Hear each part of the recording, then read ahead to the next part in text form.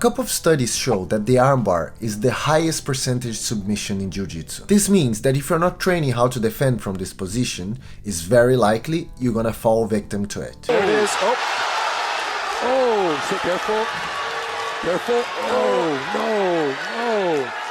no. Potter's in deep trouble right now. Hodger's head is slipping around the corner. Is it?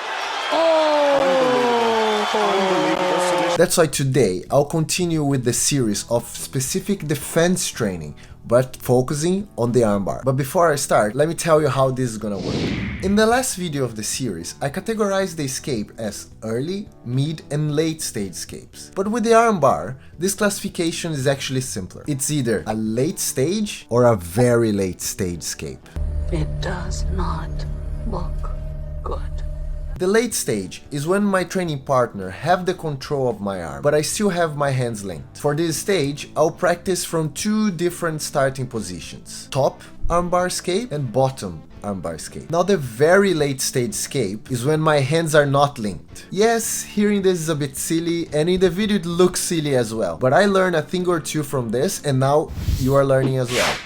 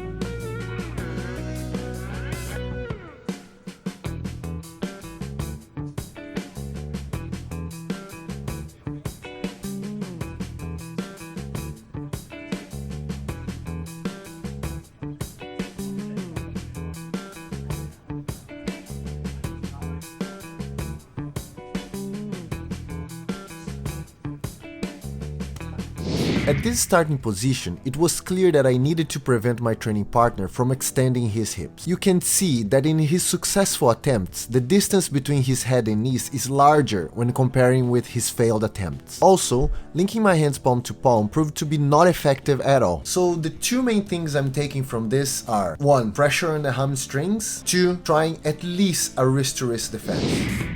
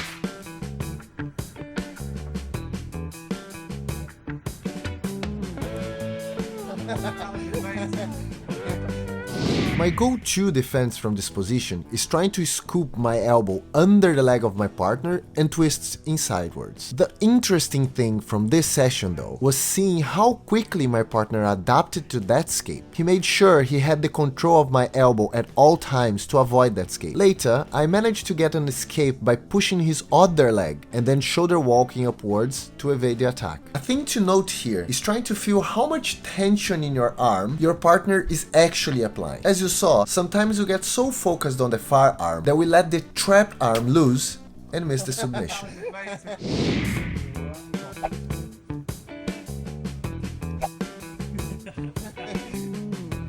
Now stand aside, worthy adversary. 'Tis but a scratch.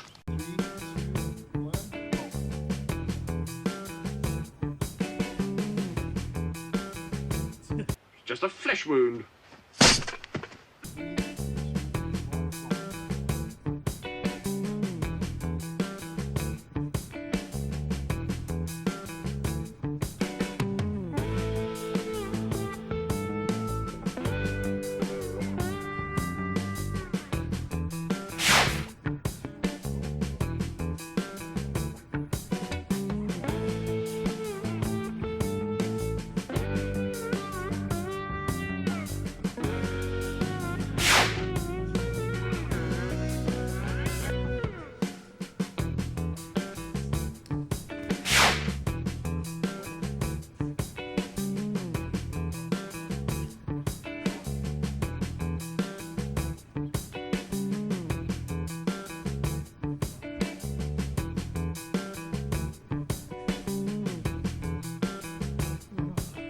In the very late stage, one thing is extremely clear. The chances of defending this depends on linking the hands back. You can see that my partner here is very aware of this and immediately reaches for my hand in order to avoid me linking them back. Remember, this is a very late stage escape. You are not actually supposed to be able to defend this one. So don't get frustrated if you don't manage to escape a single one attempt. An important disclaimer here before you try practicing this. For this one, more than any other defense training, make sure you have a partner that you can trust and have some experience with the position. Yanking or trying to finish it at all costs will only get you injured. Besides that, make sure you talk to your partner in between the rounds to see if there's too much or too little pressure. Do you want me to turn it down? No, it's good. Okay. You're good. Remember, this only works if both of you are paying very close attention to what you are doing. You cannot be instinctively reacting to what's in front of you. One last thing here. Don't forget to have a conversation with your partner at the end of the session. Try to understand what they were trying to achieve and what worked and what didn't. Now it's with you. Go train and let me know in the comments how it went. As always, thanks for watching and see you on the mats.